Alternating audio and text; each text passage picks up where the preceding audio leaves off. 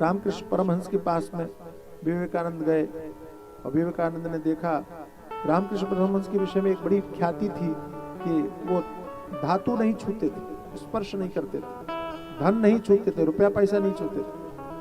और कोई व्यक्ति अगर उनके पास में लेकर जाए तो उनका हाथ ऐसे मुड़ने लग जाता था। विवेकानंद ने देखा, विवेकानंद को लगा कि ये तो ढोंग कर रहे हैं, ऐसा थोड़ी होता है। रुपया पैसा देख ले कोई व्यक्ति तो उसके हाथ मुड़ जाए, धातु देख ले तो हाथ मुड़ जाए, ये ढोंग है, तो ठीक नहीं है। लेकिन कहा कुछ नहीं, परीक्षण करेंगे, देखेंगे। तो रामकृष्ण परमहंस कहीं गए होंगे और धीरे से उन्होंने चांदी का एक सिक्का निकाला और जिस बिस्तर पर आसन पर वो बैठते थे चद्दर के नीचे धीरे से खिसका दिया।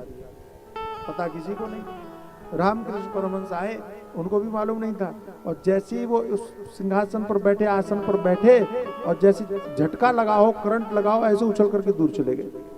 लोगों ने कहा क्या हुआ क्या हुआ? देखो चद्दर उठाया तो एक चांदी का सिक्का और नीचे गिर पड़ा।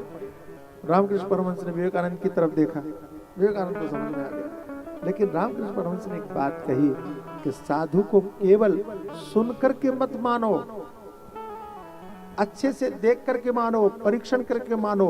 एक बार अच्छी तरह से परीक्षण कर लो फिर मानो, लेकिन जब मानो तब ऐसा मानो जैसा विवेकानंद ने माना, पूरी तरह से समर्पित होकर के मानो। गुरु बनाने के बाद में परीक्षण करने की कोई गुंजाइश नहीं है। पहले आपका जितना मर्जी आए परीक्षण कर लो, देखो अच्छी तरह से देखो, समझो।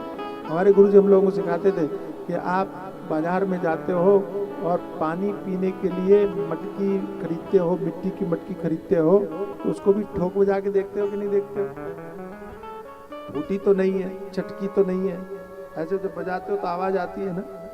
गुरुजी कहते हैं कितना विचित्र लोग हैं कि आप 5 रुपए की मटकी खरीदने के लिए तो ठोक बजा के देख रहे हो, लेकिन जिसके सामने जीवन समर्पित कर रहे हो उस गुरु को पहचानने की, समझने की कोशिश ही नहीं की।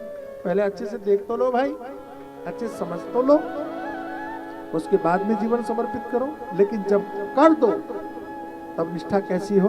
वाह, तब निष्ठा पार्वती की तरह हो, तब श्रद्धा पार्वती की तरह हो।